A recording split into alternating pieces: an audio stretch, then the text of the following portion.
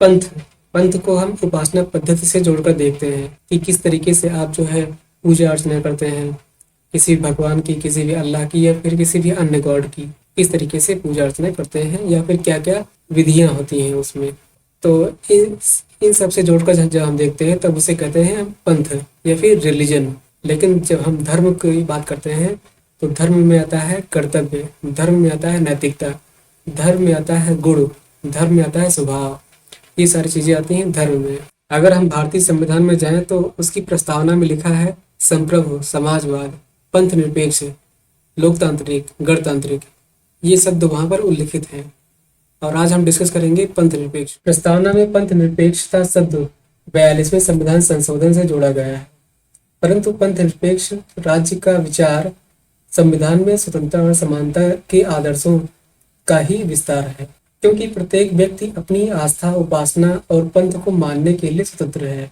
राज्य का नियंत्रण किसी व्यक्ति के भौतिक जीवन पर हो सकता है, लेकिन उसकी आस्था और विश्वास पर नहीं।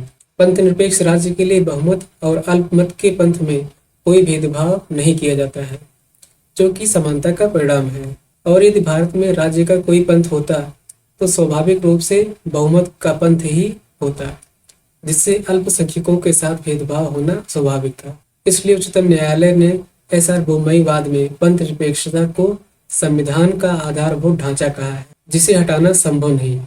भारत की पंथ निरपेक्षता पश्चिमी देशों की पंथ निरपेक्षता से काफी अलग है। अमेरिका और यूरोपीय देशों में पंथ निरपेक्षता की नकारात्मक विचारों को अपनाया गया है, जहां राज्य और पंथ के बीच विभाजन ही पंथ निरपेक्षता कहा जाता है। भारत में पंथ निरपेक्षता का विचार सकारात्मक है, जो गांधी के सर्वधर्म समभाव के विचार से प्रेरित है। भारत में राज्य के द्वारा अल्पसंख्यक धर्म अवलंबियों को, यानी जो भी अल्पसंख्यक है वो जिस धर्म को मानते हैं, उनकी आस्था का भी समान सम्मान किया जाता है। और सभी धर्मों के उत्सव पर सरकारी अवकाश भी किया जाता है। पश्चिमी देशों में पंथ निरपेक्षता के प्रमुख दो मॉडल हैं। एक है अमेरिकी मॉडल। अमेरिकी मॉडल में जहां पर पंथ एवं राज्य के बीच पूर्ण अलगाव स्थापित किया गया है, वहां पर ना तो राज्य का हस्तक्षेप पंथ में किया जाएगा और ना ही पंथ को राज्य के किसी भी कार्य में दखल देने की अनुमति है। दूसरा है फ्रेंच मॉडल। इसमें यह कहा गया है कि राज्य जो है वो पंथ में हस्तक्षेप कर सकता है, लेकिन पंथ जो है वो राज्य के किसी भी कार्य में हस्तक्षेप नहीं कर सकता है। फ्रांस के द्वारा विद्यालयों में धार्मिक प्रतीकों को पहनने पर प्रतिबंध है, जैसे कि मुंडन लोग जो बुर्के वगैरह पहनते हैं उस पर भी प्रतिबंध है।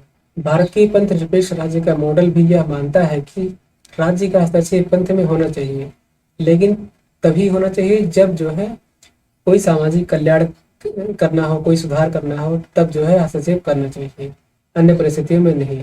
भारत की पंथ निरपेक्ष राज्य का विचार सर्वधर्म समभाव, यानी सभी धर्मों का समान सम्मान पर आधारित है, जो कि एक सकारात्मक विचार है, जिसे सैद्धांतिक दूरी का विचार भी कहते हैं। भारतीय संविधान में अल्पसंख्यकों के लिए विशेष अधिकार है। इसीलिए कहा जाता है कि पश्चिमी देशों को भारत के पंथ निरपेक्षता के विचार से सीखना चाहिए, जहां सभी प्रकार की विविधताओं का समान शब्द प्रस्तावना में पंथ निरपेक्षता शब्द जुड़ने के बाद भारत का संविधान पंथ निरपेक्ष नहीं हुआ है, अपितु भारतीय संविधान मानव निर्मित है, इसलिए पंथ निरपेक्ष है। राज्य के द्वारा किसी भी नागरिक के साथ केवल धर्म, मूल वंश, प्रजाति, जन्म, लिंग या जन्मस्थान के आधार पर भेदभाव नहीं किया जाएगा। राज्य के द्वारा राज्य के अंतर्गत नियुक्ति एवं रोजगार में केवल धर्म, मूल वंश, जाति, लिंग, जन्मस्थान, निवास और उद्भव के आधार पर कोई भेदभाव नहीं किया जाएगा। सभी नागरिकों को अंतःकरण के रूप में पंथ को मानने, उसका आचरण करने और प्रचार करने की अनुमति है, स्वतंत्रता है। भारत एक लोकतांत्रिक राज्य है, जहां निर्वाचक नामावली में सभी नागरिकों के नाम शामिल किए जाएंगे और यह मतदाता सूची धर्म के आधार पर नहीं तैयार की जाती है। इसीलिए प्रस्तावना से पंथ निरपेक्ष शब्द हटाने पर भी संविधान की प्रकृति पर कोई भी प्रभाव नहीं पड़ेगा। अंत में मैं एक बार फिर से अंतर बता दूं पंथ और धर्म में। पंथ जो है, पंथ का मतलब होता है उपासना पद्धति से आप किस तरह से जो है भगवान की पूजा करते हैं, अल्लाह की पूजा करते हैं या किसी भी अन्य गॉड की पूजा करते हैं, उसको कहते हैं पंथ। और धर्म का मतलब होता है कि नैतिकता, गुण, तत्व, स्वभाव, कर्तव्य, ये सारी चीजें धर्म में आती हैं।